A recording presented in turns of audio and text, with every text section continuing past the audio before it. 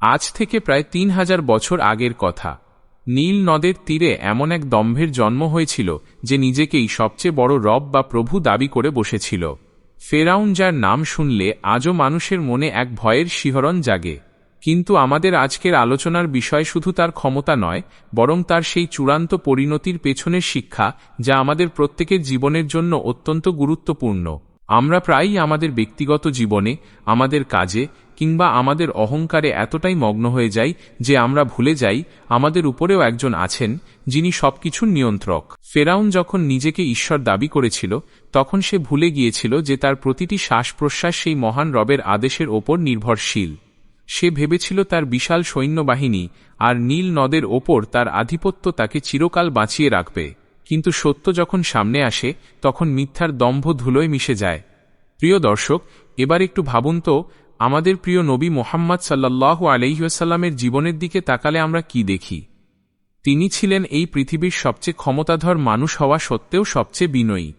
যখন মক্কা বিজয় হল, শত্রুরা তাঁর পায়ের কাছে নতি স্বীকার করল, তখন তিনি প্রতিশোধ নেননি, বরং সাধারণ ক্ষমা প্রদর্শন করেছিলেন। ফেরাউনের দম্ভ আর নবী মুহাম্মদ সাল্লাল্লাহু আলাইহি ওয়াসাল্লামের বিনয়, এই দুইয়ের মধ্যে যে আকাশ পাতাল পার্থক্য, সেটাই আমাদের জীবনের আসল শিক্ষা। আমরা অনেক সময় ছোট ছোট বিষয়ে আমাদের মর্যাদা বা অহংকার ধরে রাখার জন্য অন্যের সাথে খারাপ ব্যবহার করি। কিন্তু ইতিহাস আমাদের শেখায়, পৃথিবীতে কেউ চিরস্থায়ী নয়। আমাদের সব অহংকার একদিন বিলীন হয়ে যাবে। আজকের এই বাস্তব ইসলামিক ঘটনা আমাদের মনে করিয়ে দেয় যে মানুষের মর্যাদা তার ক্ষমতায় নয়, বরং তার বিনয় এবং আল্লাহর প্রতি তার আনুগত্যের মধ্যে।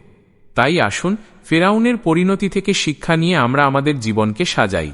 আমরা যেন এমন কিছু না করি যা আমাদের পরকালের ক্ষতি করে। ফেরাউন তার রাজত্ব হারিয়েছিল, কিন্তু যে ব্যক্তি বিনয়ী হয় সে এই পৃথিবীতেও সম্মান পায় এবং পরকালেও আল্লাহর রহমত লাভ করে। আজকের এই আলোচনার সারকথা এটাই যে ক্ষমতা বা সম্পদ কোনো কিছুরই দাম নেই যদি সেখানে আল্লাহর ভয় না থাকে।